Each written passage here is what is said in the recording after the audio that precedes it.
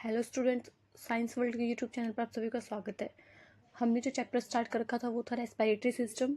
उससे कुछ क्वेश्चन हमने पहले का जो लेक्चर था उसमें डिस्कस किए थे। आज उसके आगे के कुछ और क्वेश्चंस देखते हैं, जिससे क्या होगा कि हमारा जो चैप्टर है उस पर हमारा मतलब प्रैक्टिस अच्छी होगी, जिससे कि ज़्यादा से ज़्यादा मैक्सिमम क्वेश्चन अगर हमारे लगाए हुए होंगे तो हमारे एग्जाम में हेल्प होगा। फर्स्ट क्वेश्चन पढ़ते हैं। फर्स्ट क्वेश्चन क्या दिया है, vital capacity of lung is. यहाँ पे वाइटल कैपेसिटी कैसे क्वेश्चन हमने कैपेसिटी का प्रीवियस लेक्चर में भी देखा था। वाइटल कैपेसिटी यानी वीसी, इसका मतलब क्या होता है, ERV plus R ER sorry IRV plus ERV, IRV plus ERV plus tidal volume, और उसमें से रेजिडुअल वॉल्यूम को माइनस करती है। देन दिया हुआ है IRV plus ERV plus TV plus RV, and D option है IRV plus ERV plus TV. तो जो वाइटल कैपेसिटी होती है, ये मैंने आपको बताया था कि कैपेसिटी और वॉल्यूम वाला एक पूरा पैराग्राफ दिया हुआ है एनसीईआरटी में, उसमें से क्वेश्चन एग्जाम में हमेशा पूछा जाता है। तो इसमें वाइटल कैपेसिटी को पूछा गया, तो वाइटल कैपेसिटी जो होती है वो होती है IRV plus ERV plus TV. तो इसको मिला के हम क्या बोलते हैं, वाइटल कैपेसिटी बोलते हैं। यानी inspiratory reserve volume plus expiratory reserve volume plus tidal volume is equal to vital capacity. तो ऐसा ऑप्शन कहाँ मिल रहा है हमें, डी ऑप्शन देखो, IRV plus ERV plus TV is equal to VC, ये वाइटल कैपेसिटी हो जाएगा। और जो आपको ये दिया हुआ है सी ऑप्शन, ये होता है एफआरसी। अगर हमसे एफआरसी पूछ लेता तो क्या होता है, ये होता है एफआरसी। इसे बोलते हैं फंक्शनल रेजिडुअल, सॉरी एफआरसी नहीं बोलते इसे बोलते हैं टोटल लंग कैपेसिटी। सॉरी मैंने गलत बोल दिया, टोटल लंग कैपेसिटी, इसको सही करते हैं। इसे बोलते हैं total lung capacity, total lung capacity. अगर आप इसको ध्यान से देखो तो इसमें क्या है, आईआरवी ईआर प्लस टीवी, ये तो वाइटल कैपेसिटी हो गई इतना तो, और उसमें हमने क्या कर दिया, आरवी को ऐड कर दिया। तो इसको मैसेज लिख सकते हैं वीसी प्लस आरवी। तो ये दोनों एक ही बात है, चाहे इसको ऐसे लिख दो चाहिए इसको ऐसे लिख दो, इक्वल लगा दो, दोनों एक ही बात है कि वीसी प्लस आरवी किसके इक्वल होगा, IRV plus ERV plus TV plus RV. क्योंकि जो IRV plus ERV plus TV है ये है क्या, वाइटल कैपेसिटी है। और जो वाइटल कैपेसिटी में हम रेजिडुअल वॉल्यूम और जोड़ देते हैं तो उससे हमारे पास क्या आ जाता है, टोटल लंग कैपेसिटी। तो अगर टोटल लंग कैपेसिटी पूछे तो इसमें इन चारों को ऐड करना है, और अगर हमसे वाइटल कैपेसिटी पूछे तो इन तीनों को ऐड करना है। आई होप आपको ये समझ में आ गया होगा। अब नेक्स्ट देखते हैं क्वेश्चन। ये काफ़ी अच्छा क्वेश्चन है, इसमें क्या करें, मैच करना है। तो हम एक बार क्वेश्चन को थोड़ा बड़ा कर लेते हैं, फिर ऑप्शन मिला लेंगे बाद में, को विजिबल हो जाए जिससे अच्छे से। ठीक है, लिस्ट फर्स्ट और लिस्ट सेकंड है, इनको क्या करना है, मैच करना है। तो ए में क्या दिया हुआ है, हमें रेजिडुअल वॉल्यूम दिया हुआ है, वाइटल कैपेसिटी दिया हुआ है, एक्सपायरेटरी कैपेसिटी दिया हुआ है और टाइडल वॉल्यूम दिया हुआ है। इस टाइप के क्वेश्चन को करने का सबसे बेस्ट तरीका ये होता है कि जो आपको पता है उसको मैच करो। सबसे पहले मैं अगर टाइडल वॉल्यूम को देखो तो ये बहुत कॉमन सा वॉल्यूम है कि जो हम नॉर्मल एयर लेते हैं, नॉर्मल एयर का चाहे हम बोलते एक्सपायरेशन करे चाहे इंस्पायरेशन करे तो वो टाइडल वॉल्यूम होता है, और इसकी वैल्यू जो होती है 500 ml होती है। ये मैंने आपको पहले के लेक्चर में बताया था, 500 ml अबाउट क्या होता है, टाइडल वॉल्यूम होता है। तो अगर हम देखें टोटल वॉल्यूम ऑफ, अगर इसका ऑप्शन हम देखें, maximum volume of air that can be breath in after forced expiration, volume of air inspired और एक्सपायर्ड ड्यूरिंग नॉर्मल रेस्पिरेशन। देखो नॉर्मल वर्ड आ गया ना, नॉर्मल रेस्पिरेशन के टाइम जो हम इंस्पायर करते हैं या एक्सपायर करते हैं वॉल्यूम, वही क्या होता है, टाइडल वॉल्यूम होता है। तो डी का सेकंड, अब ऑप्शन मैच करके देखिए डी के सेकंड से मैच हो रहा है क्या, देखो डी के सेकंड का सिर्फ एक ही ऑप्शन दिया है। इसलिए मैंने आपको एक तरीका बताया कि इससे आप मैच कर सकते हो कि कैसे हम क्वेश्चन को अटेम्प्ट करें पेपर में। अगर हमें एक, अब जैसे हमें टाइडल वॉल्यूम को पता और बाकी का वॉल्यूम या कैपेसिटी में पता नहीं है, तो फिर भी हमने इसको क्या कर लिया, सही कर लिया। अब देखते हैं आगे, देखिए क्वेश्चन। अगर अब हम इसे मैच करें तो अब हम लिस्ट सेकंड को पढ़ के फिर इनको मैच करते हैं। Maximum volume of air that can be breath in force in after forced expiration. अब इसमें क्या बोल रहा है कि फोर्स्ड एक्सपायरेशन के बाद, तो इसका क्या हो जाएगा, मैक्सिमम वॉल्यूम क्या होगी जो हम ब्रीथ करेंगे आफ्टर फोर्स्ड एक्सपायरेशन के बाद में, वाइटल कैपेसिटी। ये थोड़ी देर पहले हमने देखा था, बी का आ जाएगा second, volume of air remaining in lungs after forceful expiration. Forceful expiration के बाद में जो वॉल्यूम रह जाती है उसे बोलते हैं रेजिडुअल वॉल्यूम। ठीक है, और इसके अमाउंट भी हमने देखी थी, अराउंड 1100 से 1200 ml तक होता है फोर्सफुल ये रेजिडुअल वॉल्यूम जो होता है। फिर एक ही ऑप्शन बचेगा total volume of air expired after normal inspiration, तो इसका आ जाएगा इंस्पायरेटरी कैपेसिटी। तो सी का फोर्थ, तो ए का थर्ड, सी का फोर्थ, बी का फर्स्ट, ऐसा ऑप्शन देखिए, ए का थर्ड हमने मैच किया, तो ए का थर्ड, बी का फर्स्ट, ठीक है, सी का फोर्थ और डी का सेकंड। हाँ, तो सही मैच हो हमारा। सिर्फ हमने अगर हमने क्वेश्चन तो टाइडल वॉल्यूम के बेस पे ही सॉल्व कर लिया था कि टाइडल वॉल्यूम क्या होता है, नॉर्मल जो रेस्पायरेशन के टाइम हम जो एयर चाहे इंस्पायर करें चाहे एक्सपायर करें उसे ही हम टाइडल वॉल्यूम बोलते हैं। और बाकी वाइटल कैपेसिटी और ये सबको मैच करके हमने हमारा क्वेश्चन सोल्व कर लिया। अगर आपको एक वॉल्यूम का पता है तो भी आप क्वेश्चन सोल्व कर सकते हो। नेक्स्ट देखते हैं, ये भी काफ़ी अच्छा क्वेश्चन है। इसमें क्या करना है हमें, देखो इसमें ना हमें सिक्वेंस बताना है, कुछ एक पूरा प्रोसेस दिया उस प्रोसेस को हमें सिक्वेंस में क्या करना है, अरेंज करना है। तो अब देखो हम कैसे अरेंज करते हैं, पहले ये जो स्टेप दिए हुए इनको प्रोसेस में अरेंज करना है। Diffusion of gases across alveolar membrane, diffusion हो गया गैसेस का, diffusion of gases between blood and tissue. अब इतना तो आपको पता चल रहा है ए और बी को पढ़ने के बाद में कि ब्लड और टिश्यू के बीच में जो डिफ्यूजन है वो बाद में होगा, पहले किसके बीच में होगा, एल्वेलर मेम्ब्रेन के बीच में होगा। क्योंकि हमने इस टाइप का डायग्राम देखा था, ये एल्वेलाई है और ये मान लो वो कैपिलरी है। तो पहले एल्वेलाई के बीच में एयर आएगी, कहाँ से, इन्वायरमेंट से। फिर ये एयर जो है ब्लड वेसल्स के थ्रू यहाँ पे क्या होगी, इनका एक्सचेंज होगा, ठीक है। और फिर ये ब्लड लेके कहाँ जाएगा, टिश्यू के पास में जाएगा, फिर यहाँ पे क्या होगा, इनका एक्सचेंज होगा। तो पहले एल्वेलाई और ब्लड के बीच में एक्सचेंज हुआ, फिर टिश्यू और ब्लड के बीच में होगा। तो पहले तो ये आएगा, उसके बाद में बी आएगा।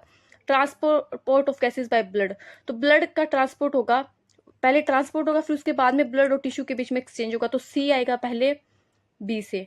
Utilisation of oxygen by the cells for catabolic reactions, breathing और पल्मोनरी वेंटिलेशन। अब देखो इसका स्टार्टिंग होगा ई से। सबसे पहले ब्रीथिंग और पल्मोनरी वेंटिलेशन होगा। वेंटिलेशन में हमने पढ़ा था, वेंटिलेशन का टर्म क्या होता है प्रीवियस लेक्चर में, कि जो एयर हम इंस्पायर करते हैं एक्सपायर करते हैं, इन या आउट आती है हमारे लंग में जो एयर, उसे हम क्या बोलते हैं, वेंटिलेशन बोलते हैं। तो ब्रीथिंग और पल्मोनरी वेंटिलेशन में क्या होगा, डिफ्यूजन होगा गैसेस का अक्रॉस एल्वेलर मेम्ब्रेन, तो उसके बाद में ए आ जाएगा। उसके बाद में क्या होगा, ट्रांसपोर्ट होगा गैस का ब्लड से। फिर जब ट्रांसपोर्ट हो गया ब्लड से कहाँ पहुंच गया, टिश्यू के पास, तो टिश्यू से उसमें क्या हो गया, डिफ्यूजन हो गया। और फिर टिश्यू में जाने के बाद में उसका सेल ने क्या कर लिया, यूटिलाइजेशन कर लिया। तो उसके बाद में आ जाएगा डी। तो EACBD देखा ऐसा option, EACBD option number D. I hope आपको ये समझ में आएगा क्वेश्चन मैंने कैसे किया, कि सबसे पहले होता है पल्मोनरी या पल्मोनरी वेंटिलेशन बोलते हैं, ब्रीथिंग बोलते हो, ये प्रोसेस का नाम है।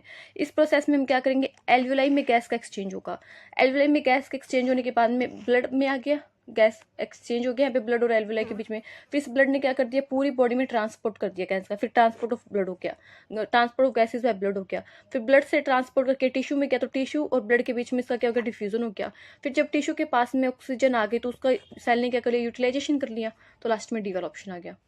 आई होप आपको ये क्वेश्चन समझ में आएगा। Next question, the amount of air that remain in a person's lung after fully exhaling is known as, मतलब एक पर्सन उसने क्या करे, पूरी एयर को बाहर निकाल दिया, फिर भी उसके लंग में क्या होती है, कुछ एयर बची रह जाती है, उस एयर को हम बोलते हैं रेजिडुअल वॉल्यूम। ये काफ़ी अच्छा क्वेश्चन, ये पूछा जाता है कि रेजिडुअल वॉल्यूम क्या होता है।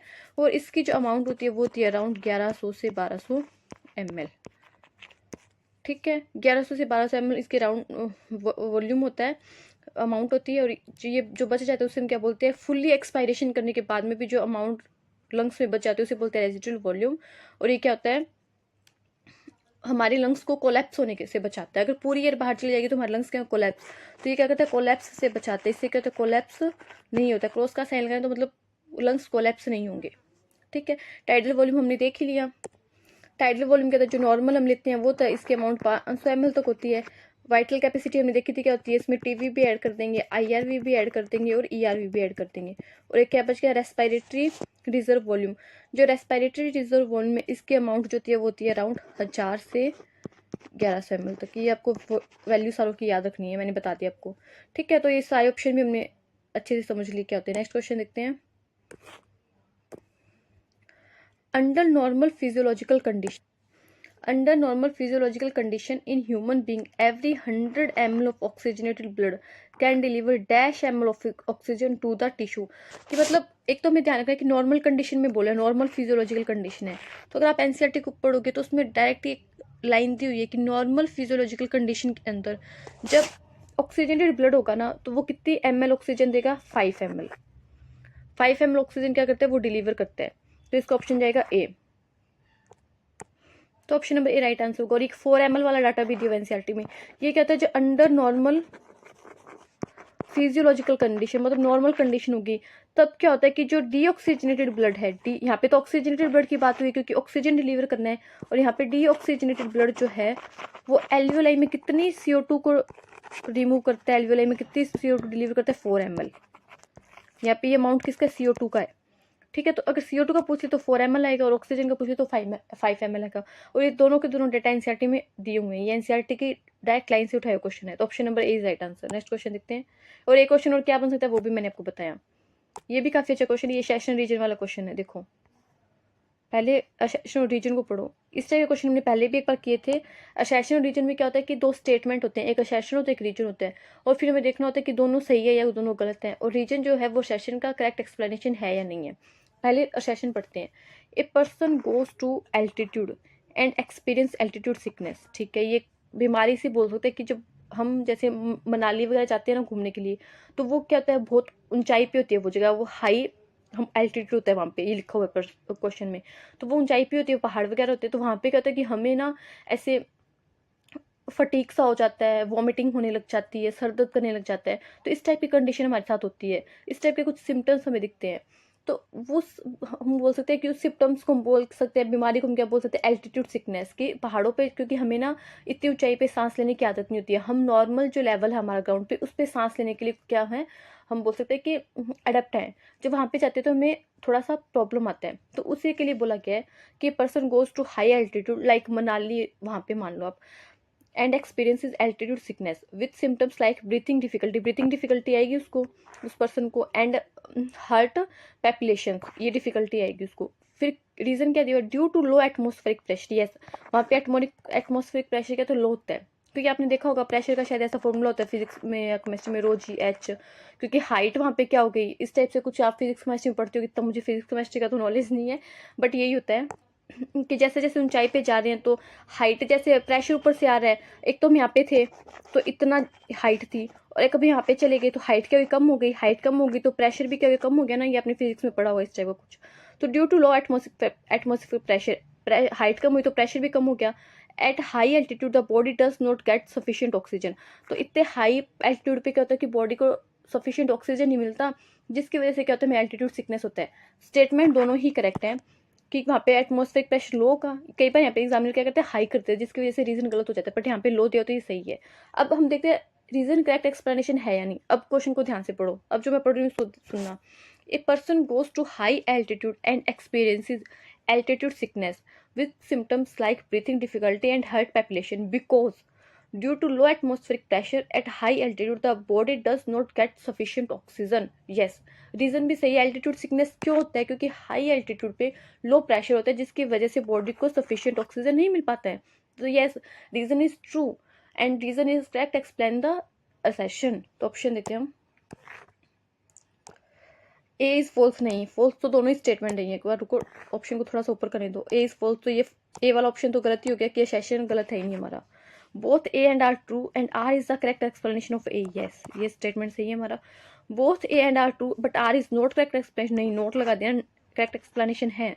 A is true but R is false, no, R तो फॉल्स है नहीं, दोनों ही स्टेटमेंट सही है। आई होप आपको ये क्वेश्चन समझ में आएगा, और मैंने थोड़ा सा फिजिक्स और केमिस्ट्री लगा के भी आपको यहाँ पे समझाने की कोशिश की है कि लो कैसे होता है वहाँ पे एटमॉस्फेरिक प्रेशर। ठीक है, तो नेक्स्ट क्वेश्चन देखते हैं। नेक्स्ट क्वेश्चन दिया हमें, the partial pressure of oxygen in the alveoli of the lungs is.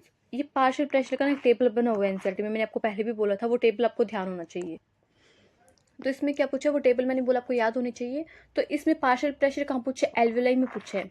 Alveoli जो लंग्स में, उसमें क्या होगा, equal to that in the blood, blood के इक्वल होगा, more than that in the blood ज्यादा होगा, less than that in the blood कम होगा, less than that of carbon dioxide. तो देखो जब आप एनसीईआरटी में देखोगे कि जो ऑक्सीजन का पार्शियल प्रेशर है ना, वो एल्वेलाई में ज्यादा होता है, मोर than that in the blood, blood से क्या होगा, ज्यादा होगा। क्योंकि देखो एल्वेलाई में ऑक्सीजन का पार्शियल प्रेशर अराउंड, अगर आप एनसीईआरटी में देखोगे तो दिया हुआ है 104 mm ऑफ Hg, ये mm लिखा है, mm ऑफ Hg दिया हुआ है एनसीईआरटी में एल्वेलाई में। और जब आप देखोगे इसे ऑक्सीजनेटेड ब्लड में, तो ऑक्सीजनेटेड ब्लड में से दिया 40 mm ऑफ Hg। ठीक है, और जब आप इसे देखोगे, सॉरी ऑक्सीजन ब्लड में 95 mm ऑफ Hg है, गलत लिख दिया मैंने, 95 याद है मुझे, 95 mm ऑफ Hg दिए हुए। ये जो मैं लिख दी ना वो डीऑक्सीजनेटेड ब्लड का लिख दिया, डीऑक्सीजनेटेड ब्लड में, क्योंकि डीऑक्सीजनेटेड ब्लड में तो कम होगा ना, तो डीऑक्सीजनेटेड ब्लड में होगा 40 mm ऑफ Hg। ये मैंने उल्टा लिख दिया। ऑक्सीजनेटेड ब्लड में तो ज़्यादा होगा ना, तो 95 mm ऑफ HG और डीऑक्सीजनेटेड ब्लड में 40 mm ऑफ HG। और टिश्यू में भी अगर हम ऑक्सीजन का पार्शियल प्रेशर देखें तो इतना ही है, 40 mm ऑफ HG। आप ये डायरेक्ट NCERT से लर्न कर सकते हो। तो मैंने जैसे बताया एल्वुलर में 104 है, ऑक्सीजनेटेड ब्लड में 95 है, डीऑक्सीजनेटेड ब्लड में 40 है और टिश्यू में 40 है। क्योंकि इनमें कम होगा ना, क्योंकि इनमें डीऑक्सीजनेटेड ब्लड में ऑक्सीजन कम होता है और CO2 ज़्यादा होता है, तो यहाँ पे ऑक्सीजन का पार्शियल प्रेशर कम होगा। तो एल्वुलाई में पूछे तो एल्वुलाई में क्या होगा, ब्लड से ज़्यादा होगा, तो option number B is right answer. ये टेबल आपको पूरी याद होनी चाहिए कि इन्वायरमेंट में अगर हमसे पूछ लेता तो इन्वायरमेंट में ऑक्सीजन का 159 ऐसा डाटा दिया होगा NCERT में, तो ये डाटा में याद होनी चाहिए। नेक्स्ट क्वेश्चन देखते हैं। नेक्स्ट क्वेश्चन क्या बोल रहा है, a major of the amount of air a person inhales during normal breath is, कि नॉर्मल ब्रीथ के टाइम में जो एक पर्सन इनहेल करता है एयर को, उसकी मेजरमेंट को हम क्या बोलेंगे, inspiratory reserve volume, vital capacity, total lung capacity या टाइडल वॉल्यूम।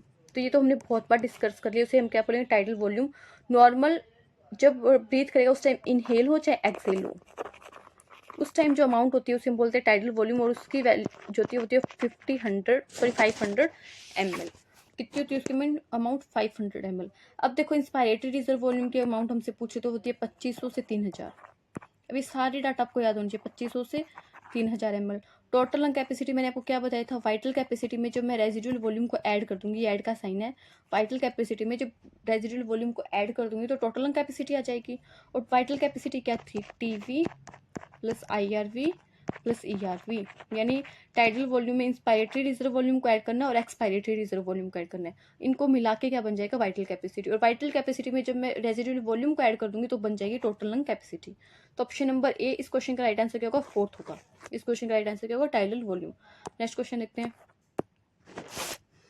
इसमें क्या बोला है, Which of the following options are correctly represent the lungs conditions in asthma and emphysema respectively, भी ध्यान रखना है।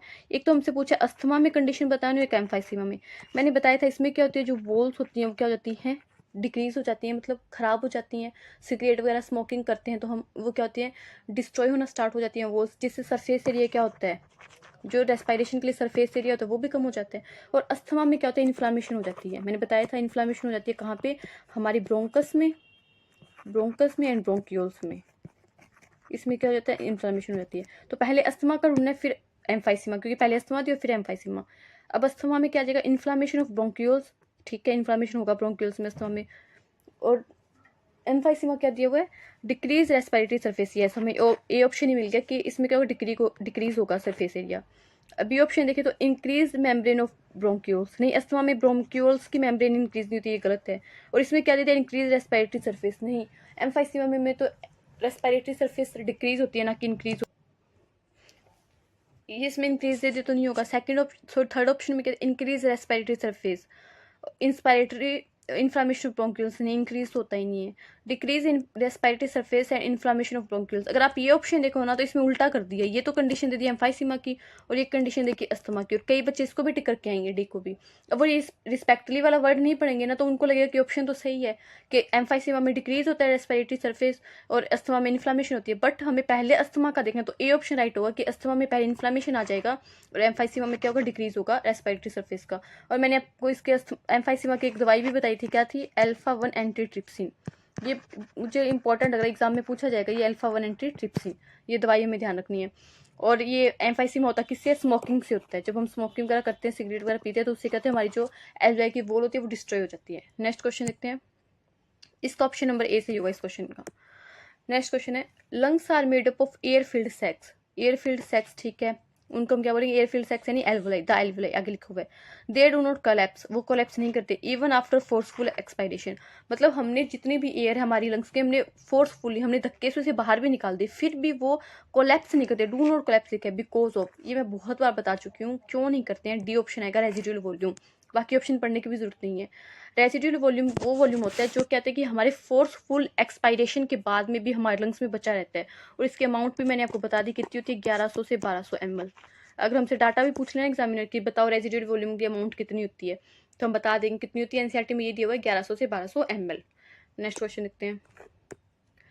The partial pressure of oxygen is equal in, हमसे क्या पूछा, पार्शियल प्रेशर पूछा ऑक्सीजन का इक्वल किसके। देखो मैंने आपको सारे बताए थे, मैं एक बार अगर वापिस से आपको बताऊं, नेक्स्ट पेज पे तो ऑक्सीजन का पार्शियल प्रेशर पूछा है ना, इक्वल पूछा है किस किस में है। तो देखो सबसे मैंने पहले बताया था आपको इन्वायरमेंट में जो एयर है उसमें कितना बताया था मैंने, 159 mm ऑफ Hg। ये डाटा आपको एनसीईआरटी में पूरा एक टेबल में बना के दिया है। फिर देखते हैं हम एल्वियोलाई में, एक बार मैं सारी लिख लेती हूँ किस किस में देखेंगे। एल्वियोलाई के बाद में हम देख लेते हैं डीऑक्सीजनेटेड ब्लड में, फिर हम देख लेंगे ऑक्सीजनेटेड ब्लड में, फिर अब एक हम देख लेंगे टिश्यू में। इतने ही डाटा दिए आपको एनसीईआरटी में टिश्यू में, ठीक है। तो देखो इन्वायरमेंट एयर में तो मैंने बता ही दिया कितना है, 159 mm ऑफ Hg। एल्वियोलाई में होगा 104 mm ऑफ Hg, ये सारे mm ऑफ Hg में चलेंगे। डीऑक्सीजनेटेड ब्लड में 40 mm of Hg, mm of Hg मैं लिख रही हूँ सारे mm ऑफ Hg में। फिर आगे ऑक्सीजनेटेड ब्लड में 95 mm of Hg, then tissue में 40 mm ऑफ Hg। अब आप देख लो मैच किस में हो रहा है, एक तो डीऑक्सीजनेटेड ब्लड में मैच हो रहा है और एक किस में टिश्यू में, क्योंकि यहाँ पे दोनों में सेम पार्शियल प्रेशर है। कितना 40 mm ऑफ Hg और 40 mm ऑफ Hg। सबसे ज्यादा पूछे तो खाएगा इन्वायरमेंट एयर में कितना, 159 mm ऑफ Hg। एल्वियोलाई में पूछे तो 104 mm of Hg and oxygenated blood में 95 mm ऑफ Hg। ये सारे 5-6 डाटा आपको याद होने चाहिए। ये ऑक्सीजन के और ऐसे CO2 के भी हैं, CO2 का कोई क्वेश्चन आएगा तो उसमें डिस्कस कर लेंगे। ऑक्सीजन के आपको याद हो गए, एक बार खुद से बोलो आंखें बंद करके। इन्वायरमेंट एयर में कितना है, 159 है। एल्वियोलाई में कितना है, 104 है। डीऑक्सीजनेटेड ब्लड में कितना है, 40 है। ऑक्सीजनेटेड ब्लड में कितना है, 95 है। और टिश्यू में कितना है, 40 है। और ये सारा डाटा जो है प्रेशर का वो mm ऑफ Hg में है। अब हमसे क्या पूछा, इक्वल पूछा है ना, और वो भी किसका, ऑक्सीजन का। तो भी हमने देखा था किसमें था, डीऑक्सीजनेटेड ब्लड और टिश्यू में। एटमॉस्फेरिक एयर एंड एल्वियोलाई नहीं, एटमॉस्फेरिक एयर में 159, मैं एक बार लिख भी देती हूँ यहाँ पे आपको याद हो जाएगा। एल्वियोलाई में 104, एल्वियोलाई में 104 और ऑक्सीजनेटेड ब्लड में 95। एल्वियोलाई में 104, ये 104 है, और डीऑक्सीजनेटेड ब्लड में 40, डीऑक्सीजनेटेड ब्लड में 40 और टिश्यू में 40। मिल गया हमें आंसर ऑप्शन नंबर 4। और ये सारे डाटा है किसमें, मैं लिख देती हूँ यहाँ पे mm ऑफ Hg में, तो आपको ध्यान रखना है। तो option number D is right answer. Next question देखते हैं। नेक्स्ट क्वेश्चन क्या बोल रहे हैं, name the chronic respiratory disorder. हमें एक ऐसे रेस्पिरेटरी डिसऑर्डर का नाम बताना है caused mainly by cigarette smoking. अभी मैंने देखा था कि सिगरेट स्मोकिंग से क्या होता है कि जो एल्वियोलाई होती है, एल्वियोलाई की जो वॉल होती है, वॉल ऑफ एल्वियोलाई, वो क्या हो जाती है, डिस्ट्रॉय हो जाती है। डिस्ट्रॉय जिससे क्या होता है कि जो सरफेस एरिया होता है रेस्पिरेशन के लिए, सरफेस एरिया वो क्या हो जाता है, डिक्रीज हो जाता है, यानी कम हो जाता है। और ये कौन सी ऐसी डिजीज है, वो है एम्फाइसीमा। ये बहुत इंपॉर्टेंट डिजीज एनसीईआरटी में दी हुई है, बहुत बार इससे क्वेश्चन पूछा जाता है। Emphysema option number C is right answer. Asthma में भी अभी हमने देखा था क्या, तो इन्फ्लामेशन होता है, ये तो हमें याद हो जाना चाहिए क्वेश्चन के हिसाब से। इन्फ्लामेशन होता है किसमें, ब्रोंकाई में, ब्रोंकस बोल दो और ब्रोंकियोल्स बोल दो, इनमें क्या होता है, इन्फ्लामेशन हो जाता है। एंड इस क्वेश्चन के अकॉर्डिंग हमारा आंसर क्या होगा, सी। एंड दवाई भी हमें ध्यान रखनी है कौन सी, α1 एंटीट्रिप्सिन। तो option number C right answer होगा। नेक्स्ट क्वेश्चन देखते हैं। Select the correct events that occur during inspiration. देखो मैंने आपको कल भी बताया था इंस्पायरेशन के दौरान क्या होता है, एक बार फिर से समझ लेते हैं, एक बार न्यू पेज पे समझते हैं। नेक्स्ट क्वेश्चन देखते हैं क्या दिया हुआ है, select the correct events that occur during inspiration. मतलब इंस्पायरेशन के टाइम जो इवेंट होंगे उनको देखना है। देखो सबसे पहले हम समझते हैं इंस्पायरेशन होता है कि, इसको हमने पहले के लेक्चर में देखा था, एक बार दोबारा देखते हैं। देखो टॉपिक है इंस्पायरेशन। इंस्पायरेशन का मतलब होता है कि एयर को लंग्स के अंदर लेना, मतलब ब्रीथ इन करना। एयर को क्या लेना, मान लो लंग्स है तो इसके अंदर एयर को लेना, ये होता है इंस्पायरेशन। इंस्पायरेशन जो है वो एक एक्टिव प्रोसेस है। एक्टिव प्रोसेस है मीन्स इसमें एटीपी यूज होगा, ठीक है। इंस्पायरेशन एक एक्टिव प्रोसेस है, इसमें एटीपी यूज होगा। देखो दो टाइप की मसल हमें ध्यान रखनी है, एक तो ध्यान रखना डायफ्राम। डायफ्राम एक मसल होती है जो हमारे एब्डोमन जो कैविटी होती है वहाँ पे होती है डायफ्राम, और एक होता है एक्सटर्नल इंटर कोस्टल मसल। ये ध्यान रखनी है, दो मसल्स ध्यान रखनी है, diaphragm and external intercostal muscle. Inspiration के टाइम क्या होता है, इनमें होता है कॉन्ट्रैक्शन। क्या होगा, कॉन्ट्रैक्शन से क्या होगा कि जो लंग का वॉल्यूम है, वॉल्यूम ऑफ लंग्स क्या होगा, लंग का जो वॉल्यूम बोल सकती हूँ मैं, वॉल्यूम ऑफ लंग्स क्या होगा, इंक्रीज होगा। वॉल्यूम ऑफ लंग्स क्या होगा, इंक्रीज होगा, जिससे कि जो एयर है वो बाहर से क्या है कि अंदर आएगी। अगर मैं इसको एक डायग्राम से थोड़ा सा आपको एक्सप्लेन करना चाहूँ तो मान लो ये क्या हमारी लंग्स हैं, ठीक है। ये मैं एक लंग बनाया हमारा। अगर मैं एक आदमी को अगर आपके हिसाब में बना, तो पीछे हमारी क्या होगी, वर्टिबल कॉलम होगी, ये क्या होगी, वर्टिबल कॉलम। और आगे क्या होता है, यहाँ पे होता है स्टर्नम। क्या होता है, स्टर्नम। ये वर्टिबल कॉलम होगी और ये हो गया स्टर्नम, ठीक है। तो क्या होता है कि वर्टिबल कॉलम से स्टर्नम तक क्या होती है, रिप्स आती है। वर्टिबल कॉलम से स्टर्नम तक क्या होती है, रिप्स आती है। और ये कितने पेयर होती है, 12 पेयर होती है, 12 पेयर। और क्या होती है, रिप्स होती है। और यहाँ पे इनके बीच में क्या लगी होती है, बीच में एक्सटर्नल इंटरकोस्टल मसल्स। यहाँ पे क्या होती है, एक्सटर्नल इंटरकोस्टल मसल। और डायफ्राम होता है यहाँ पे नीचे। जो नॉर्मल डायफ्राम होता है ना, नॉर्मल स्टेट में जब इंस्पायरेशन नहीं होता, डोम्ब शेप होता है। कौन सी शेप होती है, डोम्ब शेप। और कब होता है ये डायफ्राम है, जब हम नॉर्मली मतलब क्या नहीं हो रहा है, कॉन्ट्रैक्शन नहीं हो रहा है। जब कॉन्ट्रैक्शन होगा तो ये ऐसे हो जाएगा, फ्लैट हो जाएगा। ये नॉर्मल टाइम में, ये नॉर्मल है डोम शेप। और जब कॉन्ट्रैक्शन होगा, ये कॉन्ट्रैक्शन के टाइम में क्या हो जाएगा, फ्लैट हो जाएगा। तो जिससे क्या होगा कि जो वॉल्यूम है, अभी लंग का जो वॉल्यूम है, नीचे तो क्या था, डायफ्राम था, अभी इतना आ गया, तो ये लंग का वॉल्यूम इस टाइप से क्या हो जाएगा, इंक्रीज हो जाएगा। तो हम इसे बोलते हैं एंटीरियो पोस्टीरियर एक्सिस में क्या होता है कि लंग का जो वॉल्यूम है वो इंक्रीज होता है। तो देखो उस क्वेश्चन में क्या दिया हमें, इंस्पायरेशन के लिए contraction of diaphragm, yes contraction of diaphragm होगा। Contraction of external intercostal muscle, yes contraction of intercostal muscle भी होगा। पल्मोनरी वॉल्यूम डिक्रीज नहीं, वॉल्यूम डिक्रीज नहीं होगा, वॉल्यूम इंक्रीज होगा। देखो वॉल्यूम और जो प्रेशर होता है ना, वो एक दूसरे के इन्वर्सली प्रोपोर्शन होता है। इंस्पायरेशन के दौरान वॉल्यूम बढ़ता है तो प्रेशर क्या होगा, डिक्रीज होगा। इसने बोल दिया वॉल्यूम डिक्रीज हो रहा है, तो ये स्टेटमेंट गलत है। Intra pulmonary pressure increase, note pressure increase नहीं होगा, प्रेशर डिक्रीज होगा। तो ये दोनों स्टेटमेंट क्या रॉन्ग होगी। हमसे पूछे करेक्ट स्टेटमेंट कौन सा अगर होगा स्टेप, मतलब वहाँ पे इवेंट, तो फर्स्ट होगा और सेकंड होगा। तो option number C is right answer. Next question देखते हैं, which of the following is not, एक तो मैं ध्यान रखें, note the function of conducting part of the respiratory system. देखो जो रेस्पिरेटरी सिस्टम उसके दो जोन पढ़े थे हमने, एक तो पढ़ा था कंडक्टिंग जोन, एक तो आ जाएगा कंडक्टिंग जोन, एक आ जाएगा रेस्पिरेटरी जोन। एक कौन सा जोन आ जाएगा, रेस्पिरेटरी जोन आ जाएगा। रेस्पिरेटरी जोन में तो क्या था, जो एल्वियोलाई आती है वो आता है, और duct of alveoli, duct of alveoli. देखो कैसे, मान लो ये एल्वियोलाई बनाई ना मैंने, तो ये तो होगी ये एल्वियोलाई, तो ये तो होगी एल्वियोलाई, और ये ऊपर वाली होगी duct of alveoli. Respiratory zone का मतलब कि यहाँ पे एक्चुअल में क्या होगा, गैस एक्सचेंज होगा, गैस एक्सचेंज होता है यहाँ पे। और कंडक्टिंग जोन में क्या आ गया, नेजल चैम्बर आ गया, जो कल भी हमने देखा था, नेजल चैम्बर हो गया।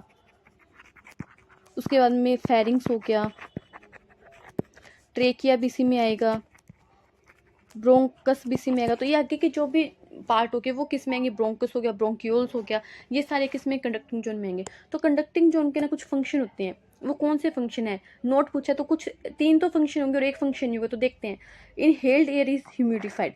देखो जो इनहेल एयर होगी, मतलब हमने एयर अंदर लिया लंग्स के, तो उसे क्या करना, ह्यूमिडिफाइड करना, मतलब उसमें उसको क्या करना, एक हम बोल सकते हैं उसमें थोड़ी सी नमी मिलाना, मतलब उसको हम क्या बोल सकते हैं कि ये क्या करते हैं, हम जो एयर हमने लिया ना उसे अंदर ह्यूमिडिफाइड कर देता है, मतलब हमारी बॉडी के टेम्परेचर तक ले आता है।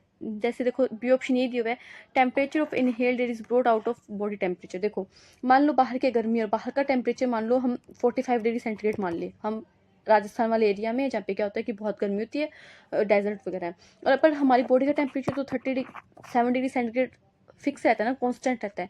तो बाहर 45 डिग्री टेम्परेचर है, और जब हम एयर लेंगे तो वो गर्म होगी। तो हमारा जो कंडक्टिंग जोन है वो क्या करता है, उस एयर को टेम्परेचर मेंटेन करके रखता है, कितना 37 डिग्री सेंटीग्रेड। ऐसे ही बाहर सर्दी है, मान लो बाहर 20 डिग्री सेंटीग्रेड टेम्परेचर, तो उसको क्या कर देगा, 37 डिग्री सेंटीग्रेड तक लेके आएगा। ये काम किसका होता है, कंडक्टिंग पार्ट का होता है। ऐसे ही एयर को क्या करते हैं, ह्यूमिडिफाइड करते हैं। Provide surface for diffusion of CO2 and oxygen. अभी देखो ऑक्सीजन एंड CO2 के लिए अगर सरफेस प्रोवाइड कर रहे हैं, तो यहाँ पे क्या हो रहा है, एक्सचेंज हो रहा है गैस का, और गैस का एक्सचेंज करना रेस्पिरेटरी हम बोल सकते हैं पार्ट का काम है, ना कि कंडक्टिंग पार्ट का काम है। ये रेस्पिरेटरी पार्ट का काम है, तो ये गलत हो गया, ऑप्शन यही नहीं है। तो हमारा आंसर तो यही है, क्योंकि हमसे नोट पूछे तो हमारा कंडक्टिंग जोन का काम कौन सा है, सी नहीं है, और ये काम है किसका, रेस्पिरेटरी जोन का। It clear inhaled air from foreign particles, yes. हमारे नोच में अगर आपको पता होगा तो हेयर होते हैं हमारे नोच में, हेयर, तो वहाँ पे क्या होता है, जो डस्ट पार्टिकल होते हैं ना वो ट्रैप हो जाते हैं, ठीक है। तो क्या करते हैं, ये हेयर को सॉरी एयर को क्या करता है, जो इनहेल एयर है उसे क्या करता है, फॉरेन पार्टिकल से साफ भी करता है उसको, ठीक है। तो option number C right answer होगा। और आई होप मैंने आपको समझाने की भी कोशिश की कि ऑप्शन नंबर सी क्यों है, और ये जो सी है वो कंडक्टिंग पार्ट का काम ना होकर रेस्पिरेटरी पार्ट का काम है, ठीक है। नेक्स्ट क्वेश्चन देखते हैं, ये भी काफ़ी अच्छा क्वेश्चन है। इसमें क्या कि जो वॉल्यूम्स है ना उनको मैच करना है, तो हम पहले इन वॉल्यूम्स को मैच करके देखते हैं कि कौन सी सेट बैठ रही है। अब देखो सबसे पहले मैं क्या करती हूँ, वाइटल कैपेसिटी को मैच करती हूँ। तो जो वाइटल कैपेसिटी होती है उसमें क्या होता है कि TV plus IRV plus CRV होता है। तो फर्स्ट ऑप्शन देखो, expiratory reserve volume tidal volume और क्या जाएगा इंस्पायरेटरी रिजर्व वॉल्यूम, क्या जाएगा वाइटल कैपेसिटी। तो सी का फर्स्ट, अब देखिए सी का फर्स्ट किसी ऑप्शन में है क्या, सी का फर्स्ट एक में दिया तो मतलब हमें आंसर तो मिल गया, सी का फर्स्ट आएगा। अब नेक्स्ट और मिला लेते हैं हम। देखो जो एक्सपायरेटरी कैपेसिटी होती है ना वो होता है ERV प्लस TV, और जो इंस्पायरेटरी कैपेसिटी होता है वो होता है IRV प्लस TV। तो मैच कर लो, tidal volume plus expiratory reserve volume यानी ERV हो गया एक्सपायरेटरी रिजर्व वॉल्यूम, और टाइडल वॉल्यूम यानी TV, तो एक आएगा second. Tidal volume plus inspiratory reserve volume यानी TV प्लस IRV, तो डी का आएगा थर्ड। और वो वाइटल कैपेसिटी मैच हो गया, एक बच गया functional residual capacity. Functional residual capacity जो होती है वो होती है ERV प्लस RV, इन दोनों को मिला के बोलते हैं फंक्शनल रेजिडुअल कैपेसिटी। तो देख लो expiratory reserve volume plus residual volume, ठीक है ये भी मैच हो गया, तो बी का आएगा फोर्थ। तो हमने ऑप्शन तो पहले ही मैच कर लिया, ऑप्शन नंबर ए क्या होगा हमारा राइट आंसर होगा। ये आपको टॉपिक पता है ना कैपेसिटी वाला, तो ये बहुत ईजी क्वेश्चन है, ये बहुत आराम से हो जाएंगे। नेक्स्ट क्वेश्चन देखते हैं, ये सेशन रीजन वाला क्वेश्चन है। देखो पहले सेशन पढ़ते फिर रीजन पढ़ेंगे, फिर देखते हैं करेक्ट एक्सप्लेनेशन है या नहीं है। Assertion क्या दिया, during the transportation of gases about 20 to 25% of CO2 is carried by haemoglobin as carbamino haemoglobin. Yes, मैंने आपको कल भी बताया था कि जो 70% CO2 है वो किसके रूप में जाती है, बाइकार्बोनेट आयन की फॉर्म में, वो जाएगी बाइकार्बोनेट आयन की फॉर्म में, ये सबसे ज़्यादा मैक्सिमम होता है। और 7% किस में जाती है, प्लाज्मा में डिजोल्व होकर, और ये सबसे कम होता है, ये सबसे ज़्यादा है और ये सबसे कम है। और बच गया कितना 20 to 25%, वो किसके साथ अटैच होकर जाता है, हीमोग्लोबिन के साथ, और क्या बनाता है, कार्बेमिनो हीमोग्लोबिन। तो असर्शन तो सही है। अब रीजन देखते हैं, the binding is related to high CO2 and low PO2 in the tissue. ये बात सही है। देखो अगर मैं इसको आपको समझाऊँ तो देखो टिश्यू में क्या होता है, at the level of tissue में क्या होता है कि CO2 तो होगी ज़्यादा और ऑक्सीजन होगी कम, क्योंकि क्या हुआ कि टिश्यू में ऑक्सीजन को हमने क्या कर लिया, यूज़ कर लिया, तो CO2 ज़्यादा है तो पार्शियल प्रेशर ऑफ CO2 भी क्या होगा, ज़्यादा होगा, और ऑक्सीजन कम है तो पार्शियल प्रेशर ऑफ ऑक्सीजन भी क्या होगा, कम होगा। तो यहाँ पे जो हीमोग्लोबिन है वो किससे अटैच होगा, वो CO2 से अटैच होगा, और क्या बना लेगा, कार्बेमिनो हीमोग्लोबिन। कार्बेमिनो हीमोग्लोबिन ये कहाँ बनेगा, टिश्यू में बनेगा। ठीक है, तो वही स्टेटमेंट जो यहाँ पे देखो, अगर मैं इसको बड़ा करूं, ये बाइंडिंग किससे रिलेटेड होती है, the binding is related to high PCO2 and low PO2 in the tissue, किसमें दिया, टिश्यू में। तो ये भी स्टेटमेंट सही है। अब देखो, अब दोनों को मिला के पढ़ते हैं कि इसका रीजन है भी या नहीं है। देखो, during the transportation of gases about 20 to 25% of CO2 is carried by haemoglobin as carbamino haemoglobin because the binding is related to high PCO2 and low PO2 in the tissue. Yes, इसका correct explanation भी है कि 20 to 25% CO2 कार्बेमिनो haemoglobin के रूप में क्यों transport होती है, क्योंकि टिश्यू में क्या होता है कि जो ऑक्सीजन का पार्शियल प्रेशर होता है वो कम होता है और CO2 का पार्शियल प्रेशर क्या होता है, ज़्यादा होता है। तो both A and R true and R is the correct explanation of A, ऐसा स्टेटमेंट ढूंढते हैं हम। देखो option number C, both A and R the true and R is the correct explanation of A, तो option number C right answer होगा। Next question देखें, I hope आपको ये क्वेश्चन समझ में आ रहे हैं जो आपको डिस्कस कर रही हूँ। नेक्स्ट क्वेश्चन क्या पूछा था, पार्शियल प्रेशर किस में दिया हुआ है, mm ऑफ Hg में, of oxygen and carbon dioxide eight alveoli. Alveoli में हमें CO2 का और ऑक्सीजन का पार्शियल प्रेशर बताना है। देखो थोड़ी देर पहले मैंने आपको ऑक्सीजन की तो पूरी टेबल बता दी थी और आपको पता होना चाहिए कि एल्वियोलाई में मैंने आपको ऑक्सीजन कितना प्रेशर बताया था, 10 mm ऑफ Hg। अब मैं CO2 की और पूरी टेबल बता देती हूँ आपको। देखो एक तो हम देखेंगे इन्वायरमेंट में, इन्वायरमेंट एयर में, एक हम देखेंगे एल्वियोलाई में, एक डीऑक्सीजनेटेड ब्लड में, डीऑक्सीजनेटेड ब्लड में, डीऑक्सीजनेटेड ब्लड में, एक हम देखेंगे ऑक्सीजनेटेड ब्लड में, ऑक्सीजनेटेड ब्लड में, और एक हम देखेंगे टिश्यू में। यहाँ पे हमें क्या देखना है, पार्शियल प्रेशर देखना है किसका, CO2 का। ये किसका देख रहे हैं, CO2 ऑक्सीजन का पहले देख चुके हैं। इन्वायरमेंट एयर में जो CO2 का पार्शियल प्रेशर होता है वो तो 0.3 mm ऑफ Hg। एल्वियोलाई में जो होता है वो होता है 40 mm of Hg। Deoxygenated blood में जो होता है वो होता है 45 mm of Hg। Oxygenated blood में जो होता है वो होता है 40 mm ऑफ Hg। एंड जो टिश्यू में होता है वो होता है 45 mm ऑफ Hg। अब देखो टिश्यू में और डीऑक्सीजनेटेड ब्लड है उसमें सेम है, कितना 45 mm of Hg। Deoxygenated blood में, अगर मैं इसको अलग कलर से दिखाऊँ आपको, डीऑक्सीजनेटेड ब्लड में भी 45 mm ऑफ HG और टिश्यू में भी 45 mm ऑफ HG। ये सारा डाटा किसमें है, mm ऑफ HG में एप्ली करती हूँ। और उसके बाद में देखो ऑक्सीजनेटेड ब्लड में और किसमें एल्वियोलाई में कितना सेम है 40 mm ऑफ HG। इसमें ज़्यादा डाटा याद नहीं रखना, जैसे उसमें तो इन्वायरमेंट में 159 था ऑक्सीजन का, और फिर जब एल्वियोलाई में तो 104 हो गया। ऑक्सीजनेटेड ब्लड में 95 था, डीऑक्सीजनेटेड ब्लड में 40 था और टिश्यू में भी 40 था। दो में सेम था ना, टिश्यू में और डीऑक्सीजनेटेड ब्लड में, और एल्वियोलाई में और ऑक्सीजनेटेड ब्लड में अलग अलग था। बट यहाँ पे एल्वियोलाई में और ऑक्सीजनेटेड ब्लड में सेम है कितना 40। अब यहाँ पे ध्यान रखो डीऑक्सीजनेटेड ब्लड में ज़्यादा हो क्योंकि हम CO2 की बात कर रहे हैं ना, और डीऑक्सीजनेटेड ब्लड और टिश्यू में कितना 45 mm ऑफ HG और इन्वायरमेंट एयर में कितना 0.3। ये पूरी टेबल आपको याद होनी चाहिए एनसीईआरटी में। अभी यहाँ पे हम क्वेश्चन मैच कर लेते हैं। सबसे पहले ऑक्सीजन का आएगा, फिर आएगा CO2 का। पूछा कहाँ है एल्वियोलाई में, तो एल्वियोलाई में हमने देखा था कि ऑक्सीजन का तो कितना है 104, तो एक ही ऑप्शन दिया हुआ है। और कहाँ पे पूछा है, और CO2 का पूछा है, और एल्वियोलाई में CO2 कितना था 40 था, और यहाँ पे ऑक्सीजनेटेड ब्लड में भी कितना होता है 40 ही होता है। ठीक है, तो option number C is right answer. Next question देखते हैं। ये उस टेबल से क्वेश्चन आया है। थोड़ा सा एक बार क्वेश्चन को मैं जूम कर रही हूँ, फिर हम ऑप्शन देख लेंगे। क्वेश्चन क्या बोल रहा है, identify the region of human brain which has pneumotaxic centre. Pneumotaxic centre brain के कौन से पार्ट में है, that alter respiratory rate by reducing the duration of inspiration. मैंने क्या कहा था, रिड्यूसिंग करता है, या फिर मैंने आपको बताया था डिक्रीज करता है। किसको, ड्यूरेशन ऑफ इंस्पायरेशन को। इंस्पायरेशन की ड्यूरेशन है उसे क्या करता है, डिक्रीज करता है, यानी कम करता है, रिड्यूस करता है। कौन सा सेंटर, न्यूमोटैक्सिक सेंटर। वो कौन से पार्ट में था, पोन्स में था। ब्रेन के कौन से पार्ट में था, पोन्स में। तो option number C is right answer, pons में था। मेडुला में तो कौन सा था, respiratory rhythm centre. Respiratory rhythm centre ये कहाँ था, ये था मेडुला में। तो ऑप्शन नंबर C क्या होगा, राइट आंसर होगा। नेक्स्ट क्वेश्चन देखते हैं। Haemoglobin that is bonded to carbon monoxide and therefore can not transport oxygen is called. कि मतलब हमने देखा था ना कि सबसे ज़्यादा बाइंडिंग हीमोग्लोबिन की कार्बन मोनोऑक्साइड के साथ में होती है, फिर ऑक्सीजन के साथ में होती है, और फिर किसके साथ में होती है, CO2 के साथ में होती है। ये हमने कल एक ऑर्डर भी देखा था कि सबसे ज़्यादा एफिनिटी जो होती है हीमोग्लोबिन की अटैच होने की, वो कार्बन मोनोऑक्साइड के साथ में होती है।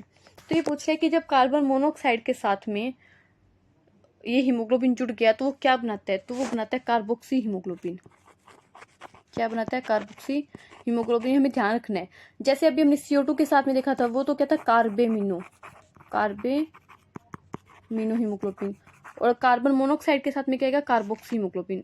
तो ये ऑप्शन नंबर A मिल गया हमें, कार्बोक्सी। मैथिमोग्लोबिन बनता है जब ओजोन के साथ में जुड़ता है, ये बहुत बार पूछा जाता है। ठीक है, और ये कार्बेमिनो हीमोग्लोबिन का बनता है जब CO2 के साथ में जुड़ता है। तो option number A right answer हो जाए, क्योंकि इसमें हमसे किससे पूछे, कार्बन मोनोऑक्साइड यानी CO के साथ में पूछे। नेक्स्ट क्वेश्चन देखते हैं। Volume of air that will remain in the lungs after a normal expiration is about. कि लंग में जो एयर बच गई किसके बाद में, आफ्टर नॉर्मल एक्सपायरेशन के बाद में, तो उसका वॉल्यूम कितना होगा। देखो लंग्स में जो एयर बच गई ना आफ्टर नॉर्मल एक्सपायरेशन के बाद में, तो वो कौन कौन सी बच गई।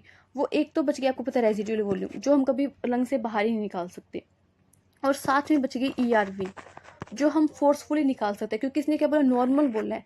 नॉर्मल एक्सपायरेशन के बाद में भी हम ERV और निकाल सकते हैं forcefully, expiratory reserve volume. But हमें क्या बोला कि हमने नॉर्मली किया एक्सपायरेशन, तो हम ERV और रेजिडुअल वॉल्यूम दो और बचेंगे हमारे लंग्स में, और इनको मिला के हम बोलते हैं क्या, फंक्शनल रेजिडुअल कैपेसिटी। ये थोड़ी देर पहले भी मैंने बताया था।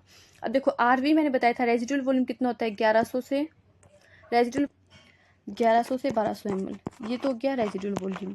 और जो ERV होता है, एक्सपायरेटरी रिजर्व वॉल्यूम होता है, उसकी अमाउंट कितनी होती है, 1000 से 1100 ml। ये 1000 है, ये ml में, ये है ERV। अगर मैं इसको नेक्स्ट पेज बताऊँ, देखो एक तो बच गया RV और एक बच गया ERV। तो जो RV होता है वो तो होता है 1100 से 1200 ml में ये, और जो ERV होता है वो होता है 1000 से 1100 ml। अब आप इनको ऐड कर दो क्योंकि दोनों बच गए, तो 0 0 2 1 3 और 2, और यहाँ पे 0 0 1 और 2, तो मतलब कितनी अमाउंट आ गई फंक्शनल रेजिडुअल कैपेसिटी की, 2100 से 2300 ml। तो देख लो कितना वॉल्यूम आ रहा है, 2100 से 2300 ml आया था ना, 2100 से 2300 ml हमने इनको जोड़ के देखा अभी, तो ऑप्शन मैच करो, 1200 ml नहीं, ये रहा 2300 ml, तो option number second right answer होगा। अगर हमें पता है कि ये डेफिनेशन किसकी दी हुई है, नॉर्मल एक्सपायरेशन करने के बाद में हमारे लंग्स में ERV बच गया, जिसको मैं फोर्सफुली निकाल सकती हूँ, रेजिड्यूल वॉल्यूम तो बचेगा ही, जिसको मैं लंग्स से कभी बाहर ही नहीं निकाल सकती, जिसकी वजह से मेरे लंग्स कोलैप्स नहीं होते हैं, तो option number second is right answer. Next question देखते हैं। During expiration the diaphragm and external intercostal muscles are, देखो मैंने भी क्या बताया था, इंस्पायरेशन का तो मैंने बता दिया कि इंस्पायरेशन के टाइम क्या होता है। अब एक और सुन लो एक्सपायरेशन, देखो एक्सपायरेशन, एक तो मैं ध्यान रखना कि एक्सपायरेशन एक पैसिव प्रोसेस है, पैसिव प्रोसेस है मीन्स इसमें कोई भी ATP नहीं लगेगा। देखो डायफ्राम और external intercostal muscles, external intercostal muscle, ये एक्सपायरेशन के दौरान दोनों क्या होते हैं, रिलैक्स होते हैं, रिलैक्स्ड, क्योंकि वो क्या था, इंस्पायरेशन के दौरान ये कॉन्ट्रैक्ट हो गए थे, तो एक्सपायरेशन के दौरान क्या होंगे, ये दोनों रिलैक्स होंगे, तो ऑप्शन देखो कॉन्ट्रैक्ट नहीं, ये किसके टाइम होते हैं, ये तो होते हैं इंस्पायरेशन के टाइम। अगर हमसे इंस्पायरेशन, तो हम ये कहते हैं ये तो इंस्पायरेशन के टाइम होता है, बाद में कहते हैं रिलैक्स्ड, तो ऑप्शन नंबर सेकंड क्या राइट आंसर होगा। नेक्स्ट क्वेश्चन देखते हैं। The solubility of carbon dioxide is about dash time higher that of oxygen across respiratory. देखो ये क्या बोल रहा है कि जो मैंने आपको एक डायग्राम बताया था, एल्वेलाई और ये कैपिलरी होगी, तो इनके बीच में क्या होता है, जब गैस का एक्सचेंज होता है ना, तो एक ऑक्सीजन भी एक्सचेंज होगी, CO2 भी एक्सचेंज होगी, ऑक्सीजन तो आएगी अंदर और CO2 क्या जाएगी, बाहर जाएगी, ठीक है। तो इसमें जो CO2 होती है वो 20 to 25 ज़्यादा, इसका क्या होता है, सोल्युबिलिटी ज़्यादा होती है, जिसकी वजह से क्या होता है, इसका जो डिफ्यूजन होता है ना, ये होता है क्या, डिफ्यूजन की प्रोसेस से होता है, ये जो यहाँ पे एक्सचेंज होता है ना गैस का, वो डिफ्यूजन से होता है, तो डिफ्यूजन किसका ज़्यादा होगा, CO2 का ज़्यादा होगा। क्यों, क्योंकि 20 से 25 गुना सोल्युबिलिटी किसकी ज़्यादा होती है, कार्बन डाइऑक्साइड की। और ये मैं अपनी मन से नहीं बता रही, 20 से 25 टाइम, ये ना NCERT में डाटा एज इट इज़ दिया हुआ है, तो option number A is right answer. Next question देखते हैं। ये देखो भी काफ़ी अच्छा क्वेश्चन है, इसमें क्या करना है, हमें कॉलम मैच करने हैं। अब मैच कर लो। सबसे पहले टाइडल वॉल्यूम मैंने आपको बताया था कितना होता है, 500 से 550 ml, मैंने 500 ml बताया था, तो ऑप्शन नंबर ए। और रेजिड्यूल वॉल्यूम तो मैं आपको 1000 बार बता चुकी, 1100 से 1200 ml, तो 1100 से 1200 ml डी का सेकंड आ जाएगा। उसके बाद में इंस्पायरेटरी रिजर्व वॉल्यूम मैंने IRV 2500 से 3000 ml आज ही बताया था अभी थोड़ी देर पहले, और एक्सपायरेटरी रिजर्व वॉल्यूम 1000 से 1100 ml, तो एक का आया है थर्ड, एक का थर्ड 2 में है। फिर आगे देखते हैं, ए का थर्ड, आगे बी का फर्स्ट, तो बी का फर्स्ट एक में ये रहा, ये राइट आंसर होगा हमारा।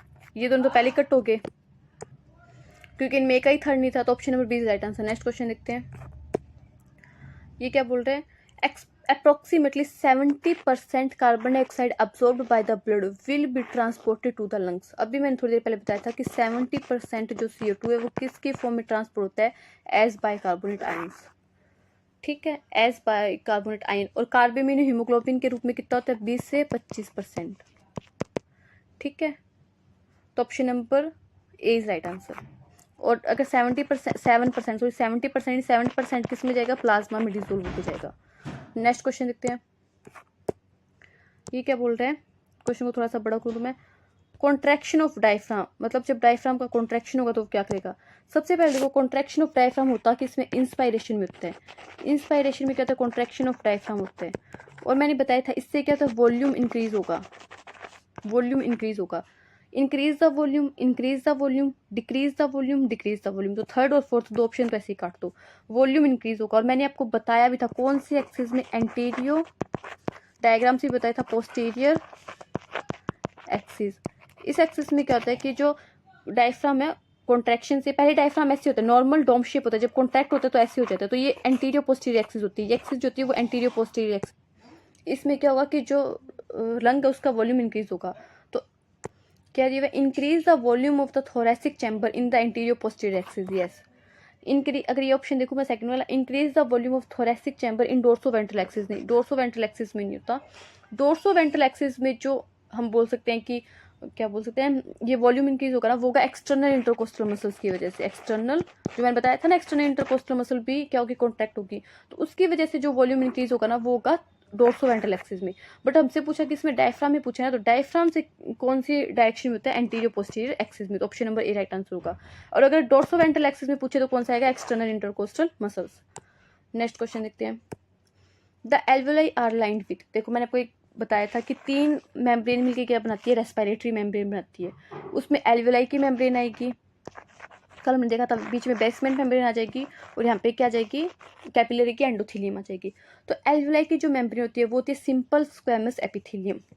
सिंपल स्क्वेमस एपिथीलियम से मिलकर क्या बनी होती है, एल्वेलाई की जो ये एपिथीलियम होती है वो बनी होती है। तो अगर हमसे पूछ ले कि एल्वेलाई किससे लाइंड होती है, तो simple squamous epithelium, option number 4 is right answer. Next question देखते हैं। Trachea divided into 2 right and left primary bronchi at the level of, देखो मैंने आपको कल भी बताया था, मान लो ये 2 लंग्स हैं, तो यहाँ पे ट्रेकिया आएगी। ट्रेकिया क्या होती है कि 2 प्राइमरी ब्रोंकस में क्या होती है, डिवाइड हो जाती है।